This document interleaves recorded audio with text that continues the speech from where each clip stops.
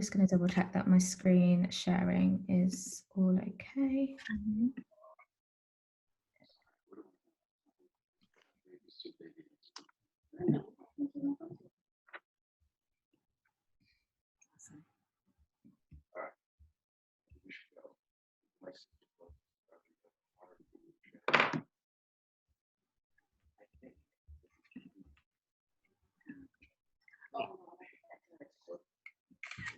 I'll just let you, yeah, over to you. Sorry. No problem. Oh, I'm not sure what happened. I'll just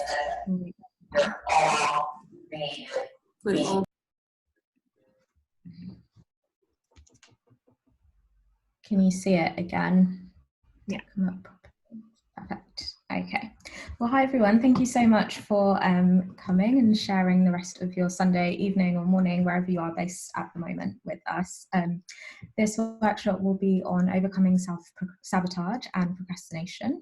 So just a little bit more about me. I'm Rebecca Kimberley. I'm a psychological life coach and therapist. In my day job, I work as a therapist providing CBT to clients with moderate to severe mental health problems, such as depression or anxiety disorders. And as a psychological life coach, I use a unique blend of coaching and therapy to provide personal wellbeing assessments and overcome mental health difficulties and just want to work on rediscovering themselves again.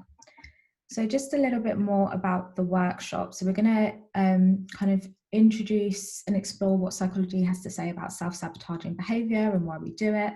I'll also explore different methods of detecting the signs that you might be sabotaging yourself and explore different tools and techniques to overcoming the vicious cycle of self-sabotage.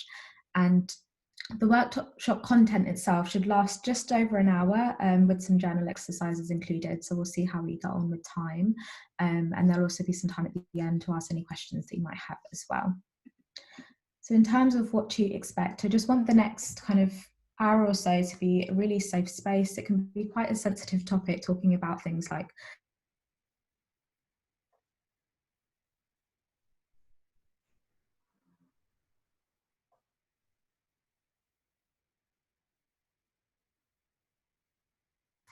and just give yourself some permission to kind of self-reflect. And in order to do that, we have to be a bit vulnerable. So someone said they can't hear sound.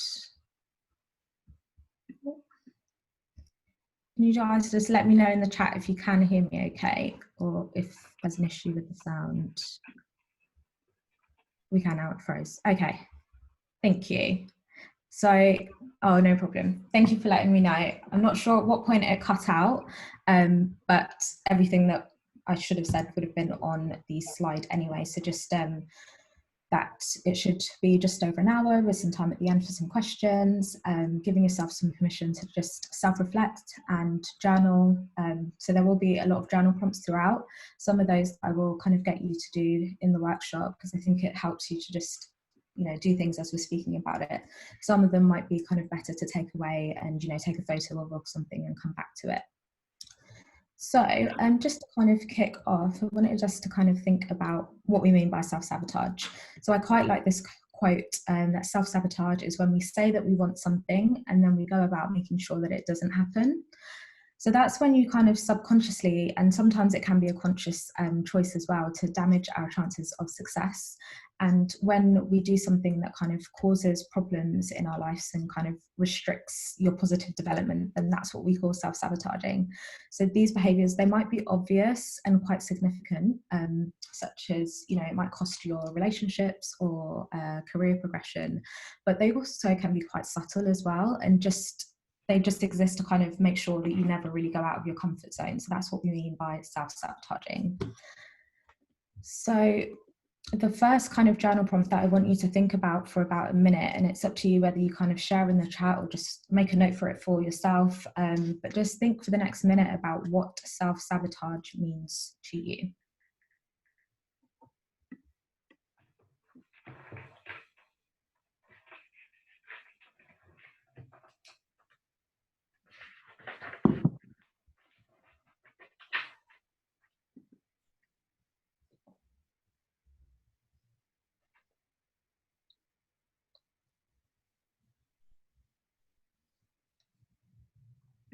So even if you're just kind of having a think in your head about it or writing it down, I think it's really important to just kind of get a really good understanding on, you know, your own definition of it, because we all can kind of have our own versions of what that means.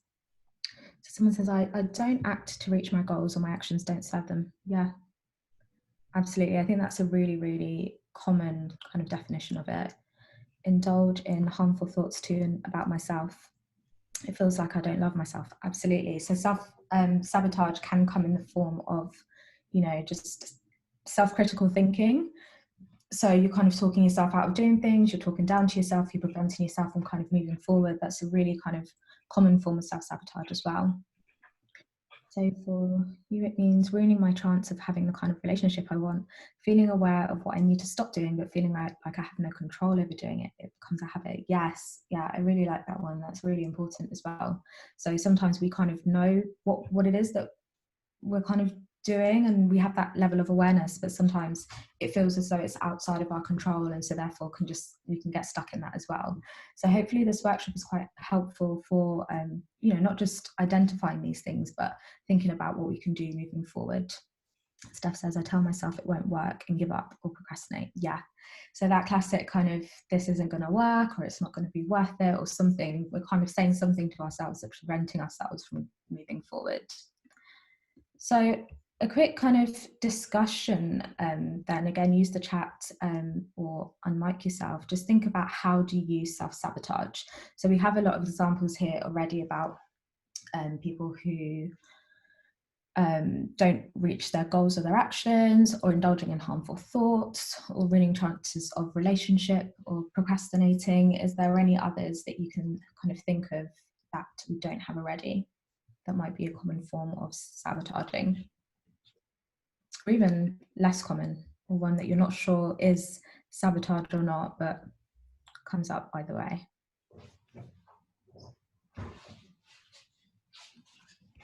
Unfounded self-fear that I create that in my thoughts that prevent me from moving forward. Yeah, absolutely. So fear is a major thing, and definitely something that we are going to discuss in a bit more detail, because that's a key maintaining factor for sure. I become a hermit and internalize. Yeah, okay, so that kind of withdrawing that we'll discuss about as well. Really common.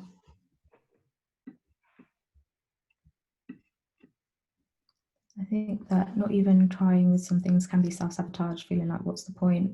Sabotaging any chance of moving forward. Absolutely. That, yeah, it's really important. So sometimes not even getting very far in the first place, because you've already kind of talked yourself out of doing whatever it is that you kind of set your mind to do.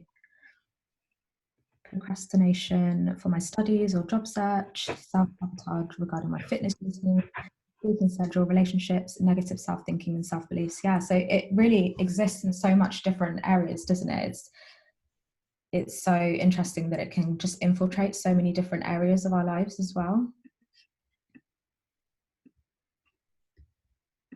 Okay, so here are some of the kind of a definition almost of the self-sabotage, and just want to kind of really normalize it. That is something that we all will experience at some point in our life. You know, none of us are exempt from experiencing it at all. And there's so many different types of self-sabotage and the ways that we might self-sabotage as well. So before I go into those a bit more, I just want to kind of think about, just make sure that I explain that it is a natural human reaction to change, and there aren't any kind of right or wrong ways to sabotage, and we're all going to kind of sabotage in different ways as well. And it's there to kind of protect us in some way. So there's a reason why we do it, and it's something that we'll explore as we go through. But often when we kind of identify these unhelpful behaviours, they do serve somewhat of a purpose. But like we've mentioned in the chat, that there are some things that we do that just stop us from moving forward. So we're just kind of thinking about a natural human reaction. So that's also what I'm talking about when I'm talking about being vulnerable. Sometimes when we bring things like this up, it could mean that we are self-criticizing for even having procrastination or having these self-sabotaging thoughts. But I just want to kind of put out there that it's completely normal, and we'll discuss in a bit more about what we can do about it. So here are some of the common areas that we might be sabotaging in. So we've got quite a lot that we already mentioned anyway, which is about, relationships, work, money, and pleasure and self-care. So for some of us, it might mean that we are, doing that in some areas more than others. Some we might not, notice it at all. So we'll just kind of go through each one and just think about where that can show up as well.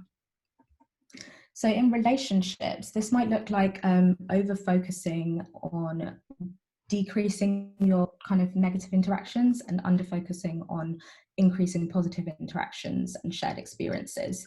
So that can also look like struggling to take responsibility, like complaining about other people's behaviors when you might need to make the same change or other changes in yourself, or repeating different strategies for trying to influence other people that aren't effective most of the time. So for example, that might look like complaining a lot to your significant other, even when you know that it doesn't really work for them. So things that you know that either push people away or just doesn't work in that kind of situation. And then we've got money. So that kind of look like so many different things. I'm sure that we've all sabotaged in some way with finances, but that can look like making financial decisions, on being sucked into marketing incentives when those decisions don't make sense. So for example, if I use my own example, spending like £30 or more at a hotel so I can collect their loyalty points or something like that, when really the points aren't worth that much more. Or if you're doing online shopping, you only kind of went to go get one thing and then you put money in your basket and even more things in there to kind of qualify for free delivery, even though you weren't going to spend that much money anyway. And then it can also look like just holding back from investing in yourself and using that money and then some elsewhere. So that's something that's really common if you're like, I just don't have the money to do this thing that I know would be really good for myself. But at the same time, we might spend a lot of money on other things that aren't necessarily kind of fulfilling our needs in the way that the other thing could have. So we end up just kind of sabotaging what it is that we really want as well. And finally, paying for subscriptions that you rarely use. So just thinking about where we kind of mindlessly spend our money as well can be a form of self-sabotage. And then we've got work. So this is also another really common area. So it might mean that you cause extra stress for yourself by taking on more things than you have the time or energy for to kind of see through. Or you might work on like low priority tasks, but leave the high priority tasks undone. So it might seem that you've kind of got a lot of things done, but you're putting off the things that are really important or have a tight deadline or something like that. You might also overwork and focus on lots of different tasks, but struggle to kind of step back and see the bigger picture. And sometimes when we do that, it means that you can't really see that there's a quicker or more effective way to get things done as well. And then you've got pleasure and self-care. So your approach to pleasure, if you kind of self-sabotage in this area, might be a kind of denial and binge cycle. So that might look like denying yourself the kind of simple pleasures and relaxation, but then staying up to watch Netflix until 3 a.m. That's definitely one of mine. I'm like, now I can't be bothered to go and have a nice bath and relax. I don't have time. And then I realize that I've just been in bed the whole evening watching Netflix or something like that. That might also look like ignoring warning signs that you need a break. And that's a really common one, not listening to our body, not paying attention to things that are saying, you need to rest, you need to take it easy. Also, it can look like not solving what seem like simple barriers to having some sort of pleasure or self-care time. So for example, if you know that you enjoy taking the time to kind of paint your nails or something because it makes you feel good and you know that that could lift your mood, but you're out of your favorite nail polish and you keep putting it off and buying the color that you want and you don't have it, then that's a way of creating a problem to a solution that could help to improve your mood. So it's examples like that where we just place these different roadblocks in place when we're trying to get something done. So just another kind of journal prompt to think about for the next minute or so. Just think about, for yourself, how do you self-sabotage and what patterns can you notice or have you noticed so far? So again, take a moment to kind of think about that to yourself. You can pop it in the chat and let me know, or just make a note of it for yourself as well before we move on.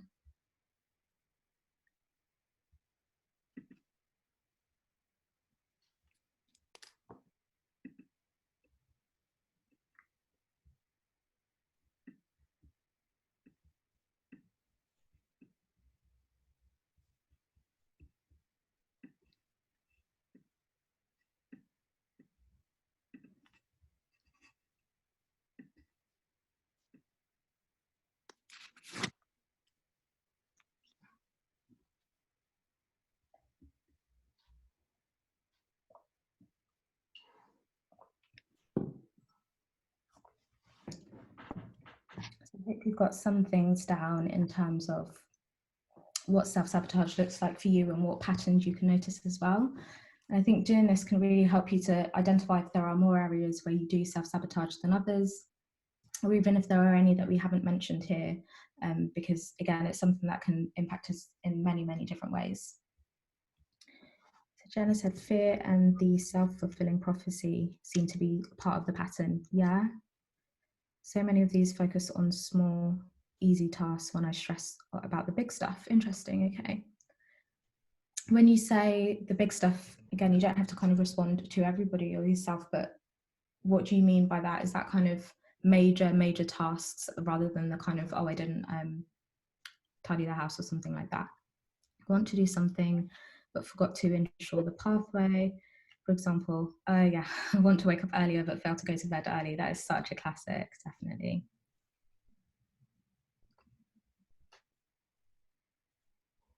Okay, so really interesting things to kind of think about. So just to kind of speak a bit more about some of the most common ways that we self-sabotage, the major tasks, the more difficult responsibilities, or seeing the big picture. Yeah, okay, I see what you mean. So that might be useful to kind of think in mind that, yeah, when you're kind of thinking about those big tasks as well, as we explore, thinking about what it is that you might be trying to avoid in that moment, or the real thing that's kind of going on for you. And hopefully some of these prompts will get you thinking about that as well. So not focusing on the little steps that could allow me to achieve my bigger goals and not taking the time to be in touch with my feelings and emotions. Yeah, really important. Really important. So you just kind of not listening to your body, not being in tune with what's going on at the time, and overwhelm is a big one as well. So when we kind of focus exclusively on the negatives, you can find that you not only attract more negativity into your life, but you can also restrict your own opportunities by finding excuses not to do things.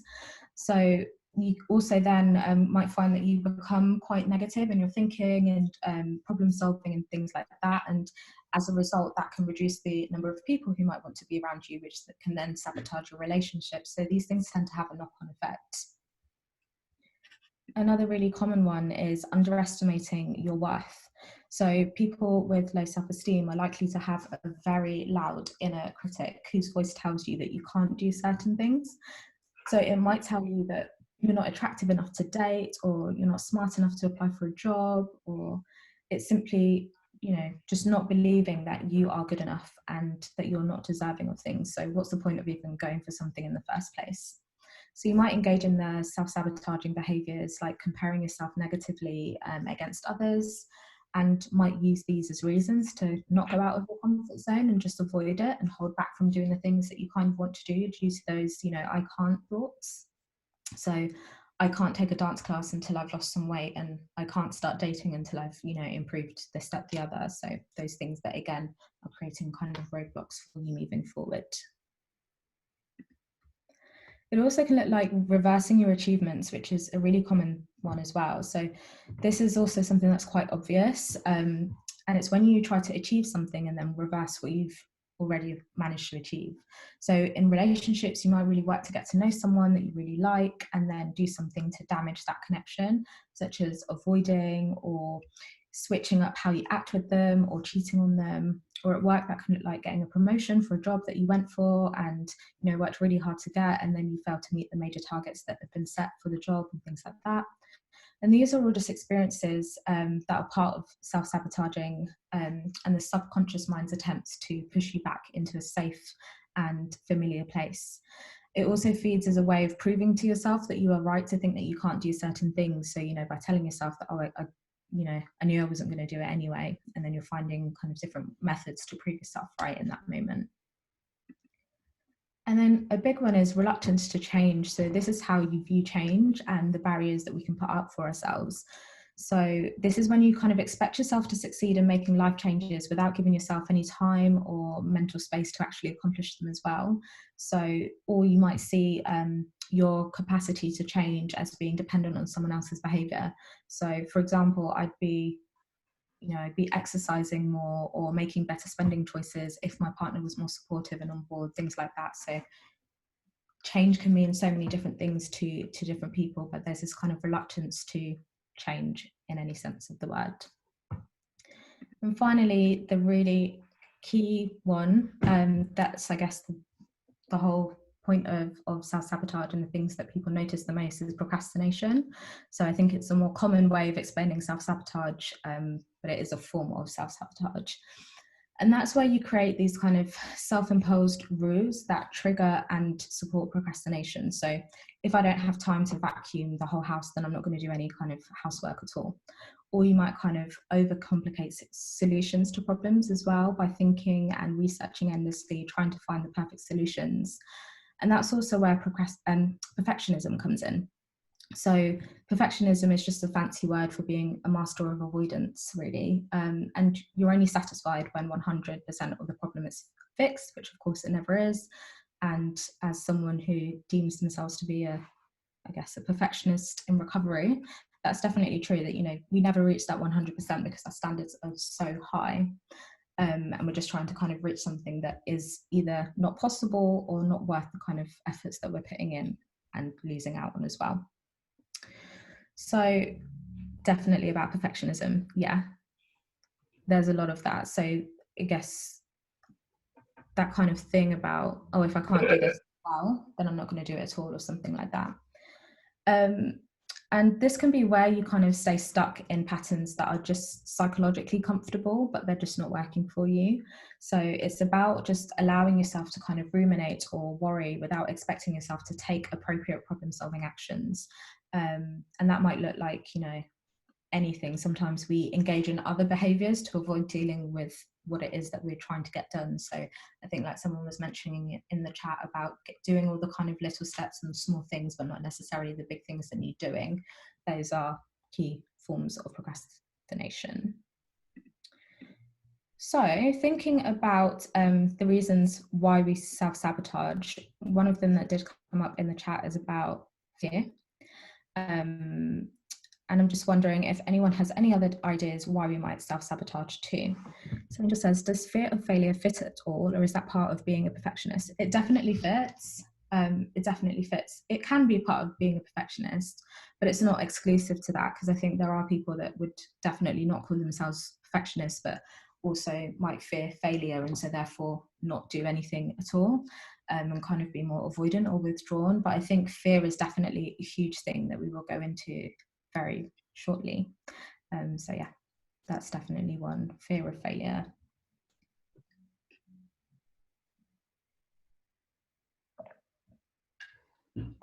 Any other ideas why any of us might sabotage? We can self-sabotage because of the beliefs we have about ourselves due to our experiences. Yeah. If something keeps going the same way, then we can self-sabotage. Yes, absolutely. Fear of success and the future after having reached a goal, what will happen next? Absolutely. So, when you even get there, then what happens? So sometimes you kind of put yourself from getting to that point. Another interesting thing that we'll speak about as well.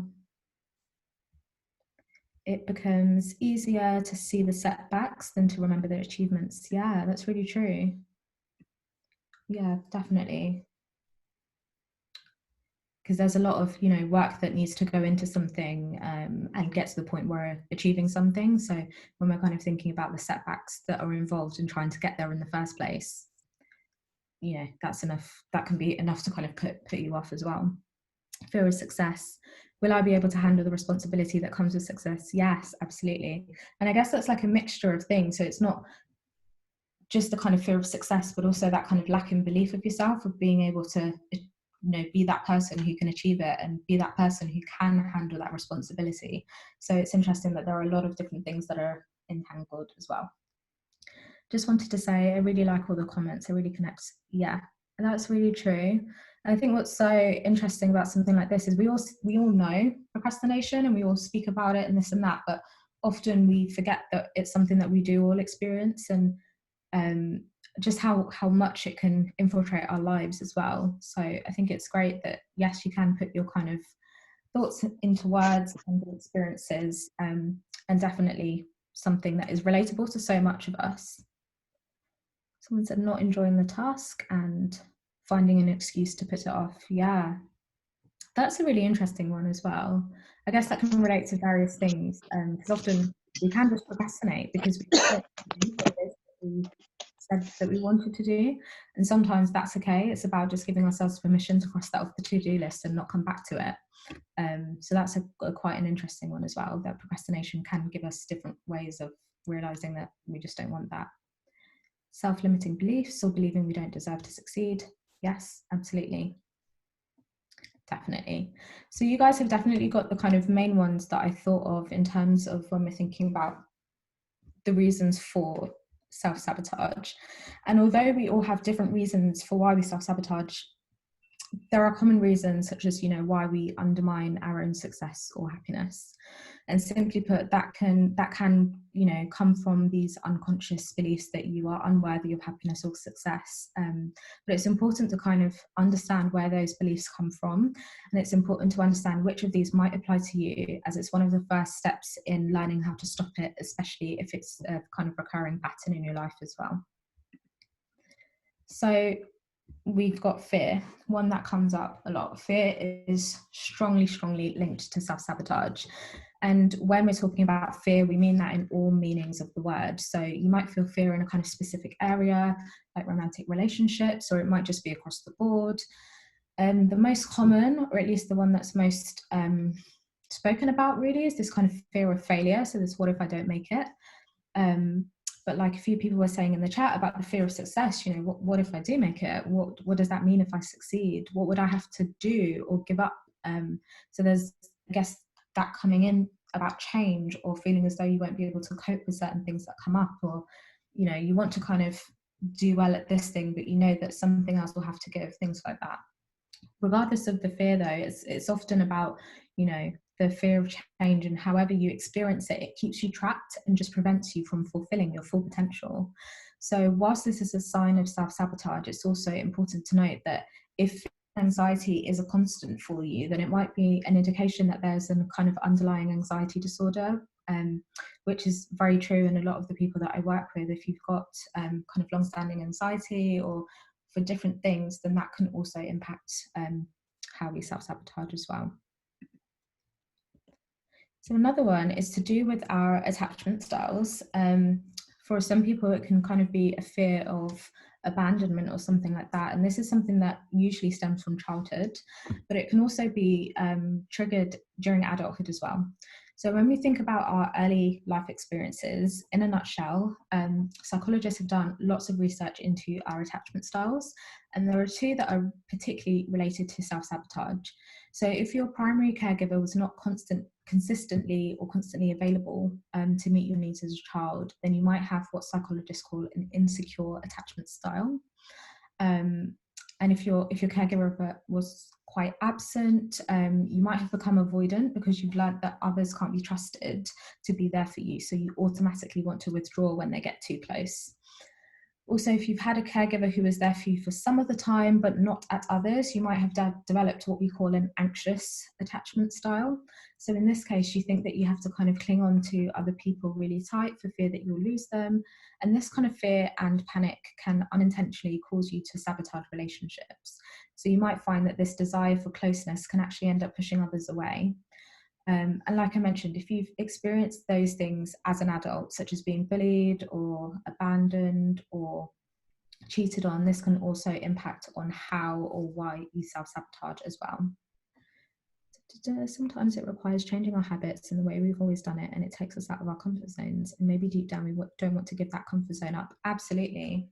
That's a lot of it. Sometimes we don't want to give that comfort zone up for whatever reason it might be. It might just be the feelings of safety, the feelings of familiarity in some ways, and we can get really comfortable in being uncomfortable. It's very expected. We know what to expect, and for a lot of people as well, it can be this kind of it can feel like part of your identity, and so letting it go can be quite scary. Thinking about making that change and doing something new and going for it, that somehow doesn't fit in the narrative that you have for yourself, and a lot of it might be trying to kind of rewire those old patterns and breaking them so that you do feel a lot more comfortable in, you know, opening up that comfort zone. So that's really important.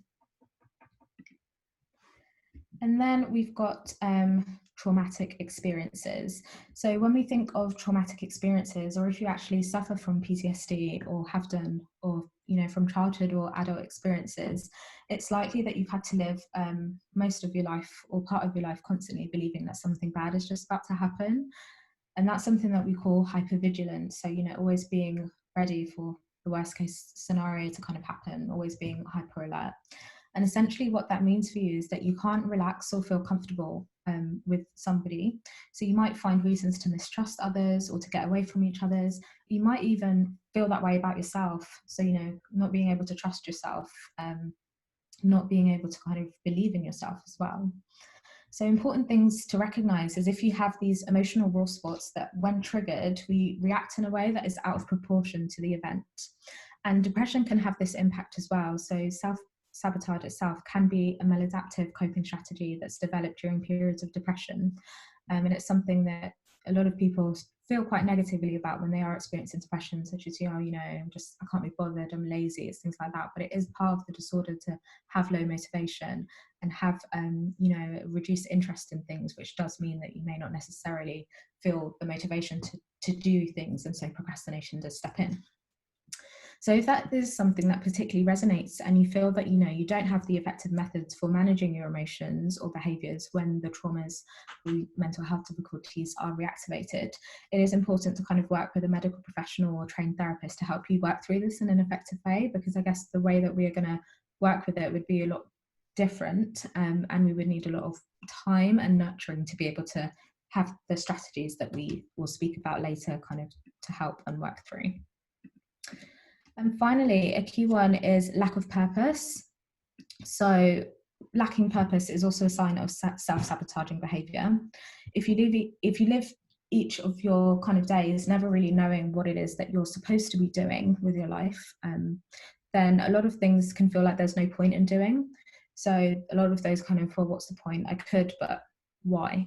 And if you don't acknowledge and pursue a life with purpose, then you can't really fail or get hurt. So it's this kind of like, I have no expectations, so I'm not going to kind of do anything to meet them because I just don't have them anyway. So that's another form of trying to keep ourselves safe. And often we just fail to realize that by escaping or evading purpose is actually just as hurtful and can make your life very unsatisfying in the long run. So before I move on, are there any kind of comments or reflections on any of those, or any kind of questions that come up? And of course, if you don't feel comfortable answering or asking in this format, you're more than welcome to kind of contact me outside of the workshop as well if there's anything that does come up now or has come up or will come up, because I think it's quite important to make sure that you feel comfortable. So I'll just wait. Can you elaborate a little more on lack of purpose? That was interesting. Yeah, so I guess when it comes to lack of purpose, it doesn't just have to mean that, you know, I have no purpose in life, I don't know what I'm doing with my life. Sometimes it can just be not really having a key reason for the goal or something like that, whatever it is that we're trying to get to. But it can also be on a wider scale of I don't know what I'm supposed to be doing with my life. I just don't know where I'm supposed to go with my life. So that's something that can come up if we don't really have a why for doing something.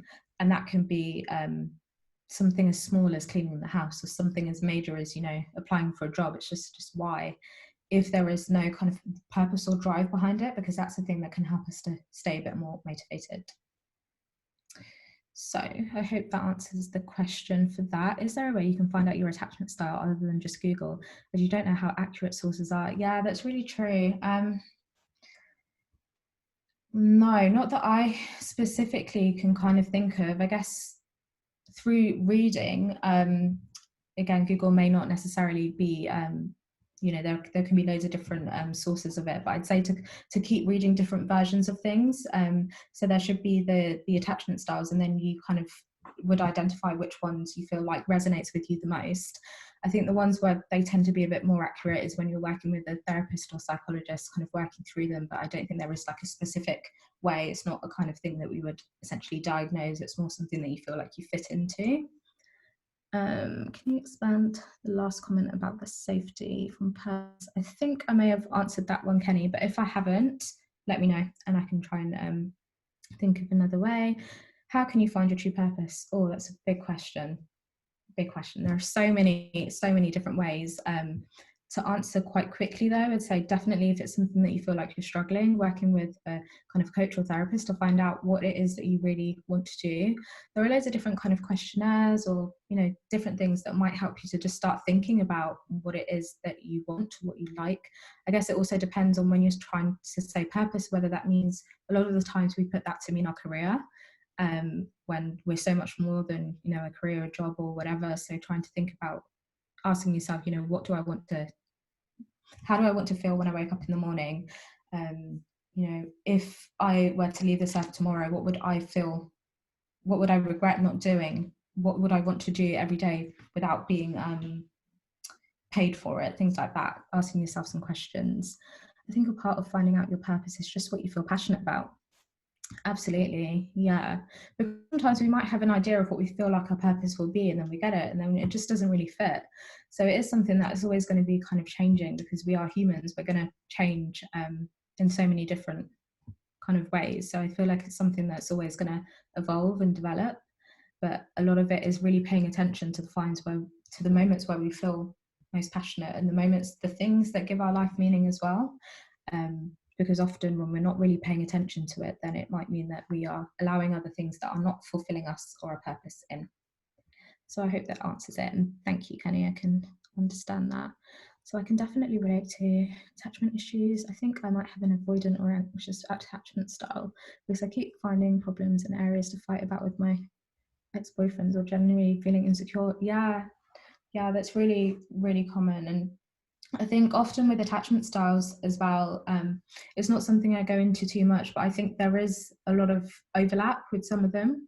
And it might not necessarily be as clear cut as, you know, childhood things, or there might be a kind of mesh of things going on. But I think it's really important to kind of acknowledge when it does come up and identify that that can be a form of self-sabotage for whatever reasons, even if it's just, you know, feeling undeserving of getting what it is that you want. So yeah. Okay, so it's really important to kind of think about the impact that self-sabotage has. So there is going to be a varying kind of degree of self-sabotage depending on what it is that's coming up for us. But just some examples of that can be poor mental health, you know, not being as productive with things, not feeling very satisfied in areas. Relationships can be affected, and increased stress or just general reduced progress. So sometimes that might look like, I don't know, it might just be something that impacts you for a couple of minutes or just inconveniences your day, like forgetting to take the bins out and then, oh gosh, I've got to wait another week, and it doesn't really impact it, but just makes you feel a bit frustrated. Or it's something that can, you know, create ongoing issues in your life. So it's important to acknowledge what that looks like for you, and just have a think as a quick journal prompt of how is self-sabotage impacting on your life right now, or moments where it definitely has done, and think about how you've managed to overcome previous times as well. So another way to find your purpose is to understand what your priorities are. And yes, as our priorities change as we move through stages of life, absolutely, and have the courage to honor what you want to prioritize instead of letting your fears get in the way and rejecting yourself from what you truly want or desire before you even try. Yes, check out our goals and purpose. There are some useful ones that can help you figure out your true purpose at this moment in time. Perfect. Love that. Absolutely. Printables. Thank you. So I'll just give us a couple moments before we move on to thinking about overcoming self-sabotage.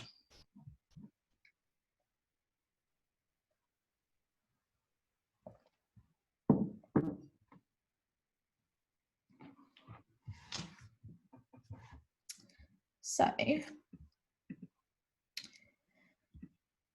we've spoken a little bit about you know, self-sabotage, how to spot it, and what some of the roots of self-sabotaging behavior are. So now we're kind of going to think about how to overcome it. And I've just kind of picked top 5. It says 4, but I added one at the end, quite last minute. So top 5 tips of overcoming self-sabotage, something for us to kind of think about. So there are loads more, and it's not that simple to kind of just identify a few different things. Different things are going to work for different people.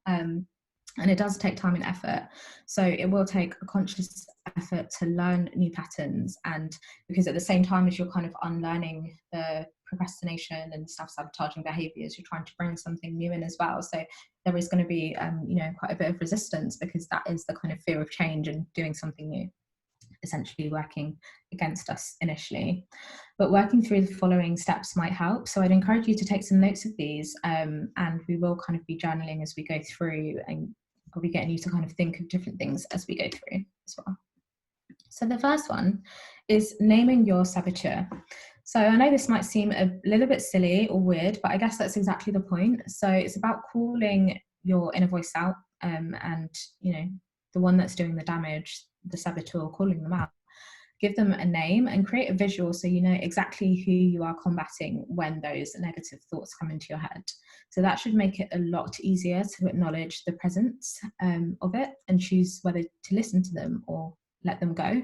And reminding yourself that the saboteur is not of you and it doesn't define you. Often what can happen as well, when we start to think about our saboteur, like who they are, what they look like, what they say, when they tend to come up, we might notice that they actually might be somebody in our lives, either at the moment or in the past. A lot of people who may have had difficult relationships with their parents, they might notice that there's kind of inner critic or saboteur is someone very similar to a parent that they might have difficulty with or something like that. So I think paying attention to when that might come up for you and who that might be can help to give so much clarity on this saboteur and how they operate as well. So a really important one is self-compassion. You can't fight self-criticism with self-criticism, and the kind of antidote to self-criticism is self-acceptance and self-compassion. So before we even get to the kind of whole self-love, you've got to have, some sort of acceptance for yourself, and being compassionate with yourself, especially while learning something quite difficult, and changing your behaviors as well. So sometimes we can definitely be our own worst critics and say things to ourselves that we wouldn't dare to say to somebody else, because we know how much it would hurt them and we know how much it would hinder their progress. So it kind of poses the question, why would we say this to ourselves? So some questions to kind of think about when those limiting beliefs are coming up is just, how accurate is my thinking? So when it says, you always fail at everything you do, kind of asking yourself, is that really accurate? Have I 100% always failed at everything? Or have there actually been moments where, I did quite all right? How else could I be thinking in this moment? What else, what would somebody else say? What's an alternative way of thinking about this? Well, I'm acknowledging that I'm scared about making this change because of previous failures, but I know that I can do it because I've done something like this before, for example. Asking yourself how you can be more compassionate with yourself and how you can just practice it regularly in general, because that's something that it's a skill that we're needing to develop and something that we want to be like readily accessible for us when we do need it the most. So one of my favorite quotes is, decide who your best self is and show up as them. And changing or rewiring our thoughts does require a lot of effort, and often it's so much easier to change our behaviors than it is to change our thoughts. So it's important to kind of think about the way that you identify as yourself and the way that you think and talk about yourself, because along with the habits, that's the thing that's going to kind of keep you on the road to success or whatever it is that you're kind of trying to go for. So when you kind of act as if, so that's kind of acting as if you've kind of reached what it is that you're going for, your brain will seek to make your inner thoughts match with your behavior, and eventually it won't be something that you end up talking yourself into each and every time. So now we're going to kind of take some time to focus on you, who you are, finding your best self and exploring your identity as you would like it to be. So if you've got a notebook and pen and paper and you haven't kind of got it with you at the moment, I'd suggest you grab it now, or at least just take some time to kind of think it through and come back to it. So our personality traits aren't fixed, and there are loads of theories surrounding how we become who we are, but basically it's a combination of many different factors. So just because someone has been labeled as lazy since childhood, it doesn't mean that they can't break from that, or that they have to accept it as part of their identity. This is about you and who you want to become. And essentially, we are going to work on reimagining ourselves, but coming from a place of self-compassion, already being good enough. So that's why it's about kind of being a best version of yourself. We've done it in so many different ways at many different points of our life. We're not kind of creating a new version of ourselves in that sense. So I want you to take 2 minutes just to write down a list of all the things that make you a good person. So what positive traits or skills do you have? And try not to think too much into it. Just kind of really go for as many as you can in the next 2 minutes. Just give you some time to do that.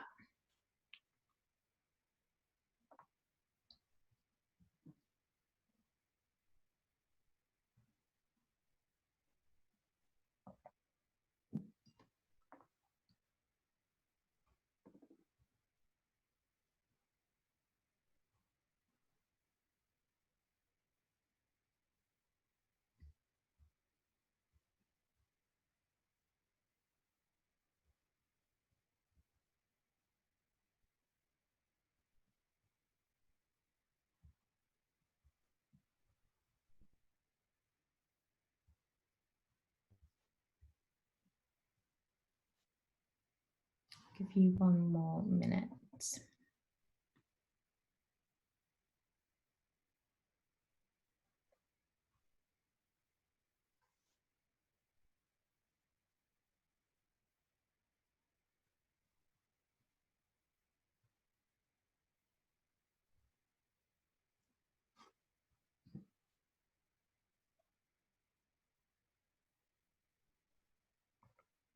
So before we move on, I'd just like to hear any comments or reflections about how that was for you. You know, is there anything that was surprising? Was it quite difficult to identify anything good? I guess, you know, different struggles might come up for different people. So just want to find out how that was. And when's the last time that you've, you know, thought about those things, about what makes you a good person?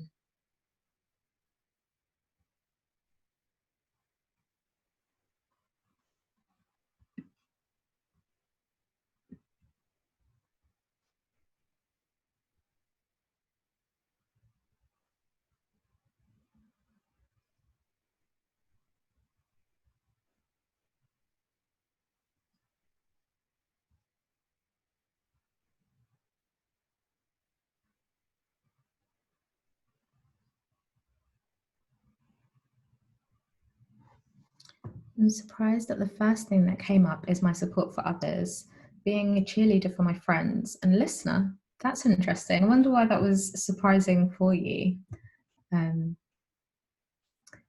Yeah, that's quite interesting. I guess when I've done something like this, the first thing that I think of as well is my relationship with other people, or kind of how I serve other people or things like that, versus, you know, starting with me. So that's really interesting. It was hard. I focused on what makes me a good person to other people, and myself didn't fit the list. Yeah, exactly what I was just saying. So it's true. It's really hard to kind of think about the good things that we have, especially when we're kind of put on the spot to think about it as well. But often it's how we relate to other people as well, which might say a lot about your personality, or a lot about things that we might procrastinate on. And often it might be things that we're doing for ourselves, whereas for other people, we tend to find the motivation. We might tend to find the kind of strength or courage to be able to do it, but not necessarily for ourselves. First thing for me is how strong I am and the growth I have made from the negative I have had in my life. I love that. So amazing, the kind of resilience that's come through, and I love that you can kind of reflect on that those negative experiences are so, you know, monumental in terms of what you've had to go through and the person that you are now. That's amazing. I'm surprised because this shows the difficult truth that I haven't been a great support system for myself first. Yeah, absolutely. So I guess even something as simple as this can highlight some levels of kind of incongruence or not prioritizing ourselves in the way that we might do for other people as well, which says a lot. So now I want you to kind of think about, you know, these areas that we have in your life. And once you've kind of figured out your skills and traits that you already have that are really good, we want to kind of build on this by thinking about your best self or your higher self. And I'd like for you to consider what you'd like to be in these areas. So how do these things apply to the most important areas of your life? How do you want to kind of act on social media? How do you want to be with your finances? What kind of partner do you want to be? You know, what kind of pet owner do you want to be? How would you like to be in your career?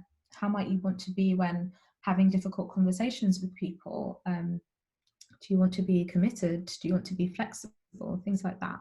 So have a note of, I guess, which of these areas, first of all, are important to you, and just think about what you want to be like. And just for the sake of, I guess, time and wanting to make sure that you kind of make the most out of the exercise, I'll give about 5 minutes and just have a think about maybe one area in particular, and think about, you know, what does your best self look like in this area? So how do they show up in that kind of area?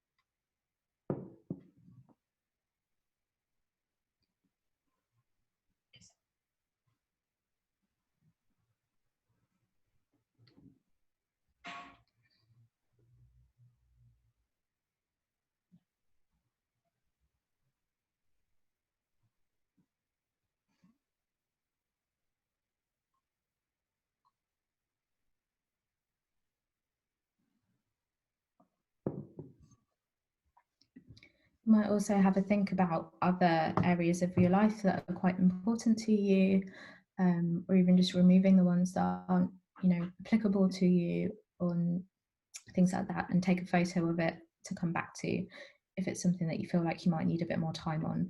So when I last did this for myself about a month ago, it took me a good few hours. So really just kind of absorbed myself in it. And I think what's so great about an exercise like this is it can get you to just think about, you know, what is important and what isn't. And often you'll notice that a lot of your energy and time might have been spent on the areas that either aren't important, or living in line with things that aren't important to you and aren't kind of serving you in any way. So it's a great way to just evaluate that and give yourself permission to cross things off that no longer serve you, to let go of the kind of responsibilities that don't fit with what you want anymore.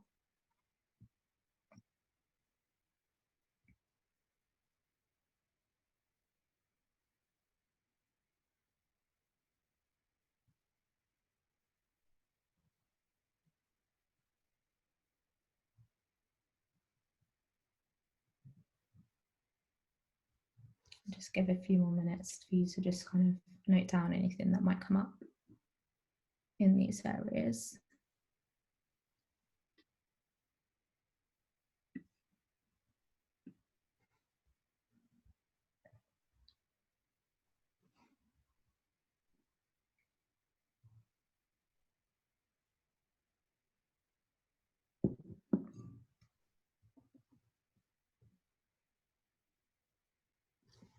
So as you're thinking about what you want to be like in these areas, it's important to kind of think about the action steps that you want to commit to.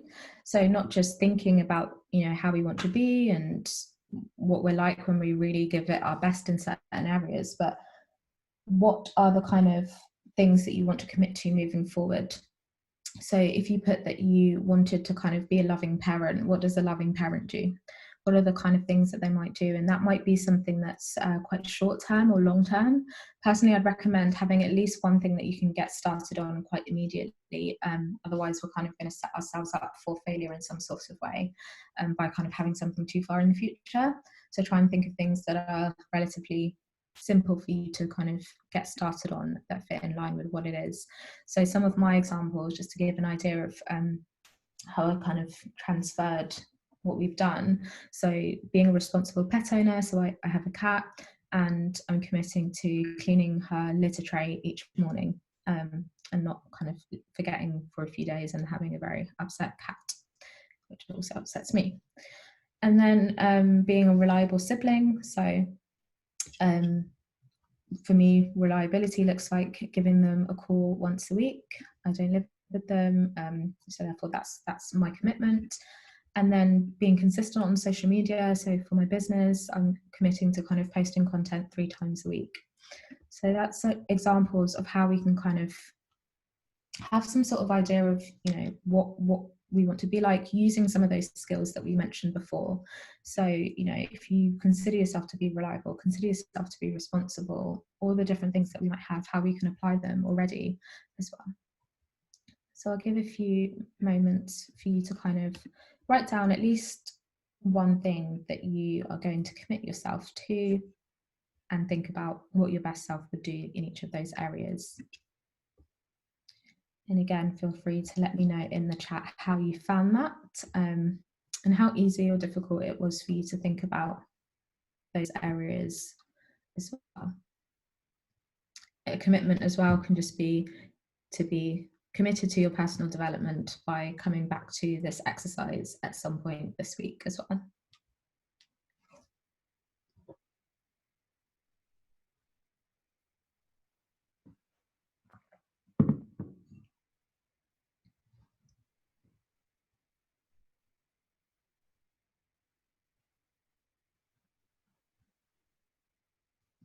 Just give us 1 minute more.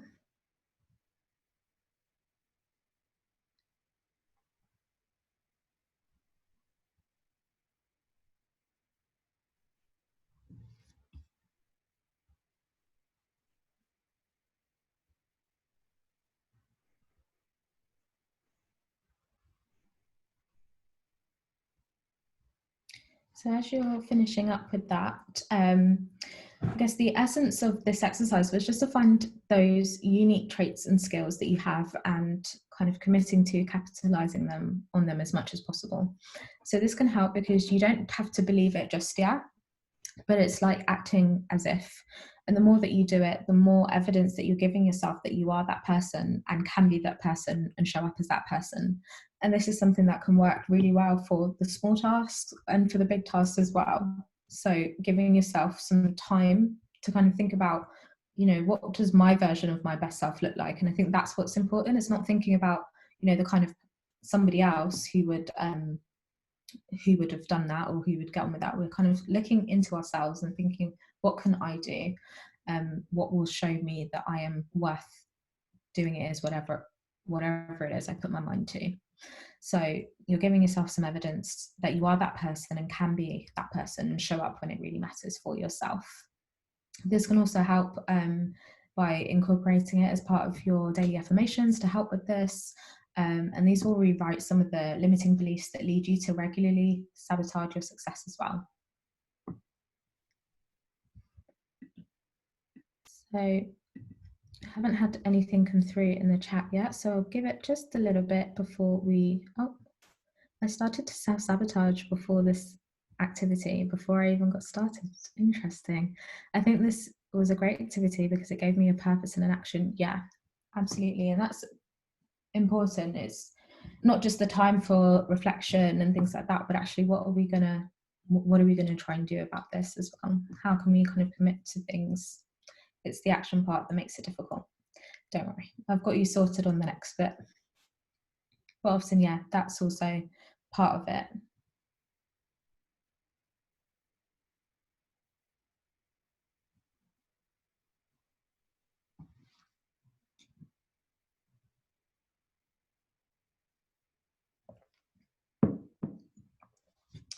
So thinking about taking action then. So goal setting and planning is really important when it comes to doing things that we are committing ourselves to and staying on track. And when it comes to planning and scheduling, there are so many different kind of tips and resources. And I know the Happiness Planner has loads, especially in terms of kind of goal setting and taking action.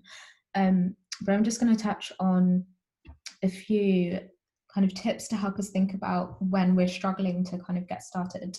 So the first one is to stick to the plan and not the mood. Oh, I've got an action plan.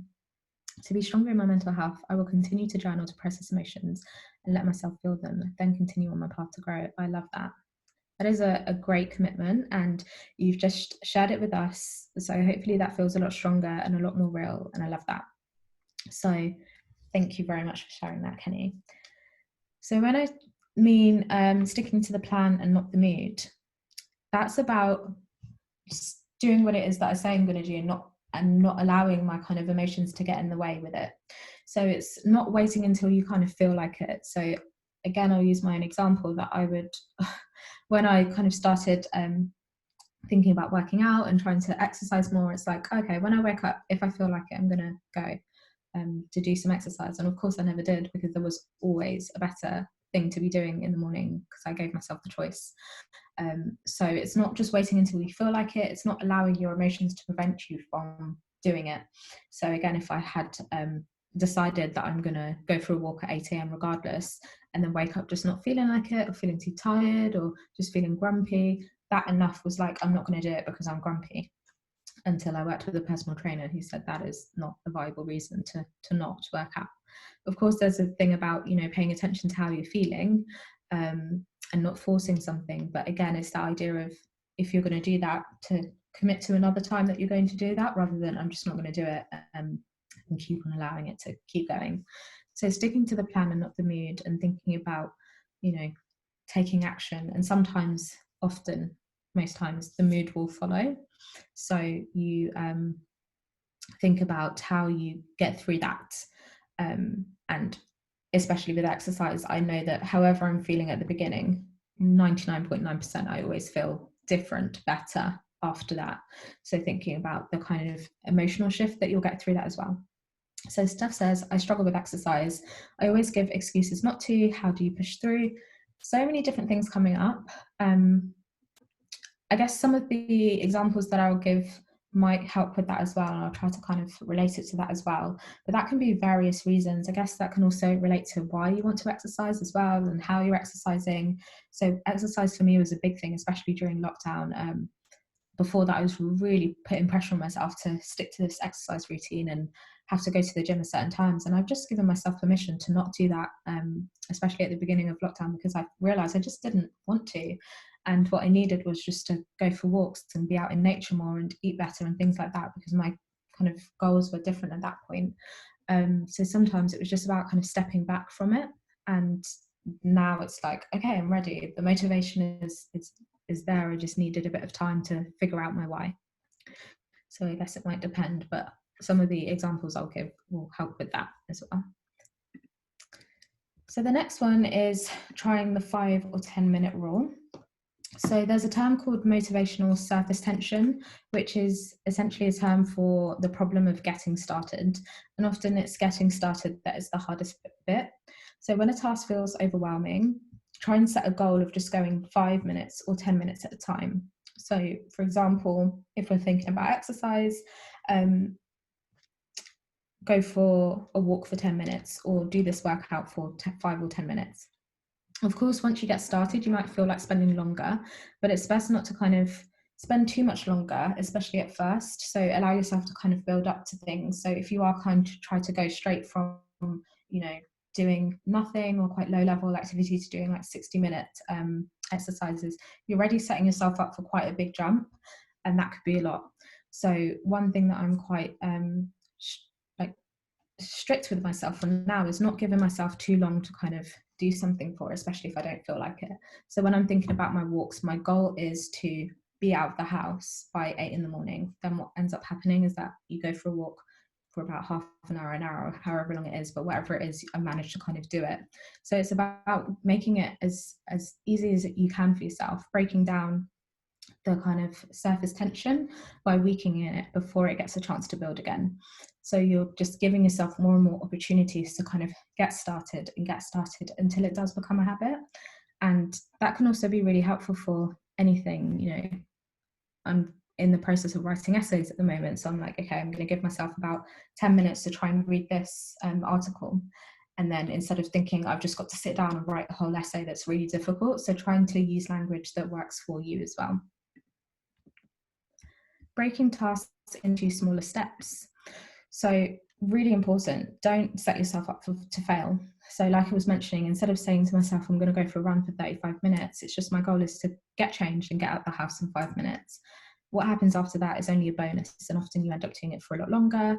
You know, thinking about if you were to tidy the whole house, really break it down. So I'm going to, you know, vacuum the carpets, and then I'm going to tidy the kitchen services, and really break it down, because then you can see how much you're asking of yourself and how realistic that is as well.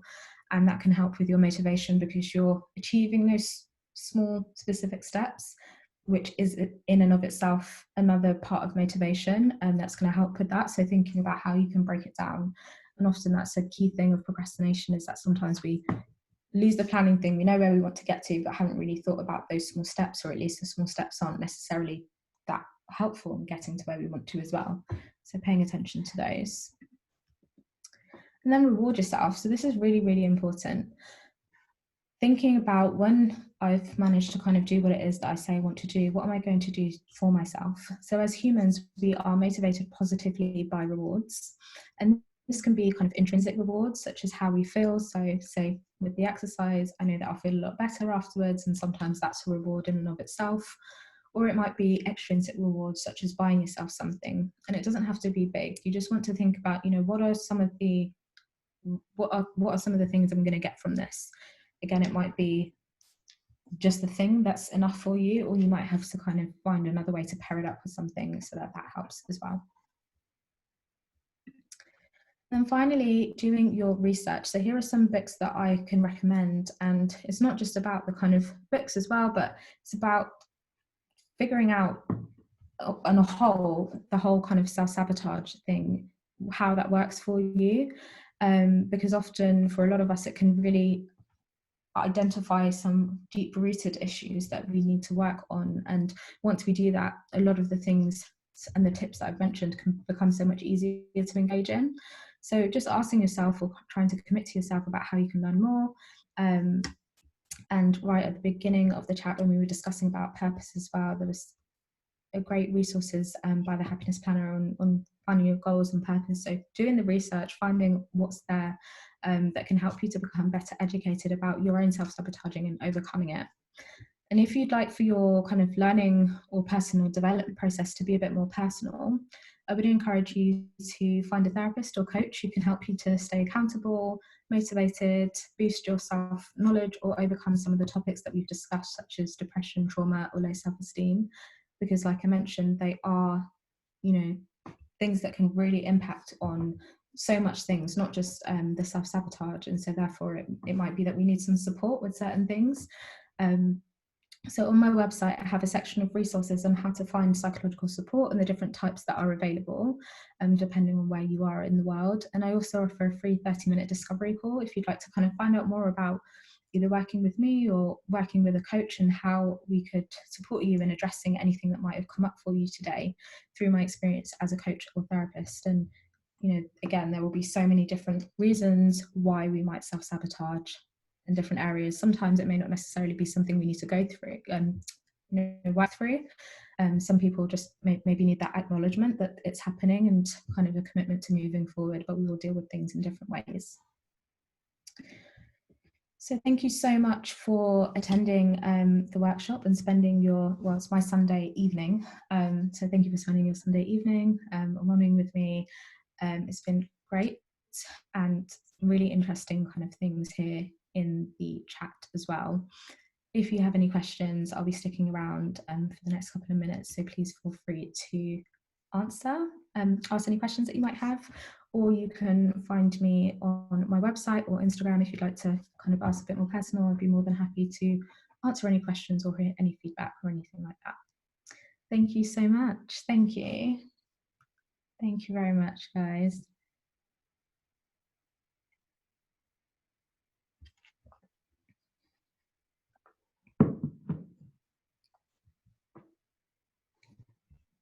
Thank you.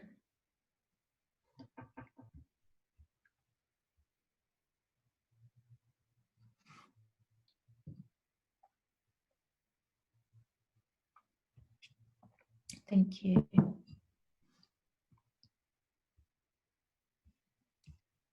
I believe it will be recorded.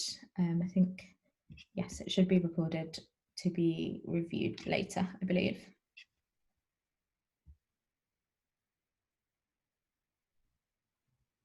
No problem. Thank you very much. No problem. Thank you for having me.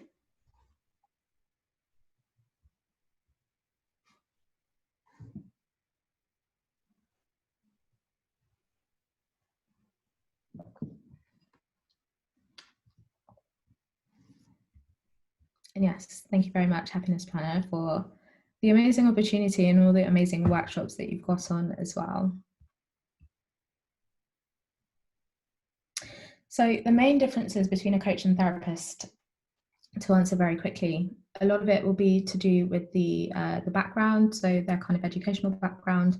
As a therapist, there's a lot of training involved in kind of becoming trained as a therapist. As a coach, it's kind of a less regulated profession, and so the differences between them mainly with therapy, you're looking at kind of looking into the past, discovering why we are the way that we are, exploring some of the difficulties that we might have been through, in order to kind of help with what we're going through at the moment. A lot of it might be trying to alleviate some symptoms of, say, depression, anxiety, trauma, whatever it is that you might be going through. As a coach, we're more looking towards the future and thinking about what your goals are and how we can support you to get from where you are now to where you want to be. Personally, myself, I combine my skills as a coach and therapist to provide both, because often we have this idea of wanting to move forward, but then we are stuck by things that we need to work through from our past. So I kind of have a way of bringing those both together, depending on what it is that you need. If you feel like you'd like a bit more support in trying to figure out what you think would be best for you, definitely go to my website and see if you can sign up for a discovery call, or message me after. I'd be more than happy to kind of help you discover what you think would be a better approach for you as well. Steph said, I would love to become a coach. It's inspiring and so positive. It really is. I love it. It's a great thing. And when we're talking about purpose and everything like that, it's definitely something I feel strongly about. So go for it. Any tips to continue this self-exploration? For example, recognizing that productive procrastinations, like doing my nails for self-care, detracts to other responsibilities. What do you mean by self-exploration? Because I think the self-exploration thing, like you said with the journaling, like you mentioned earlier, I think it will be really, really, really helpful. Because I feel like once you are more aware of those things, then you know what it is that you start to kind of develop ways to help with that. Or if you feel like it's something you may need support with, then working with somebody who can help you to kind of identify the differences between the kind of somewhat productive procrastinations or not. No problem. No, that's fine. I guess journaling is a major one. Changing approaches to how you might plan things as well. Yeah, there are so many different ways, but if possible, you can definitely message me as well. We can have a think about different ideas that might work for you as well, because sometimes we just don't know what we don't know. We just know that we want something to change, which is totally fine.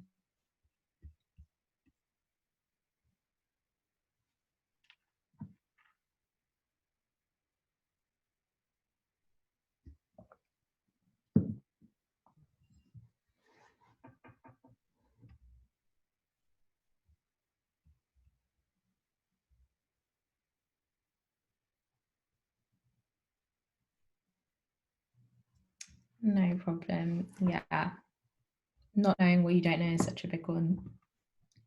But you do have an idea. I guess it's why you signed up to the workshop and realised that there are things that kind of you identify with. And honestly, it's, I guess, a lot of it giving yourself permission to explore different things that may work or may not work, and allowing it to kind of become part of a habit. And you only know that something works until you really give it a go and see what works for you. So just try it out, different options.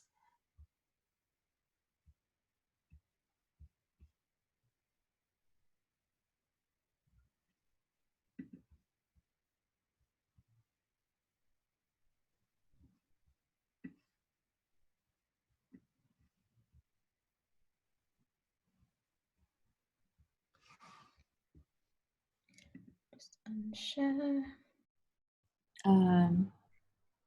Yeah, if there's no more questions, then I think we can wrap up for today. Thank you so much for joining us today. Thank you for having me. It's been lovely. Yeah, and then when I'm in London, I'll email you and then we can catch up. Yeah, that'd be great. Have a great day, everyone. Yeah, good day. And a great week, and I'll see you guys again soon. Bye-bye. Bye.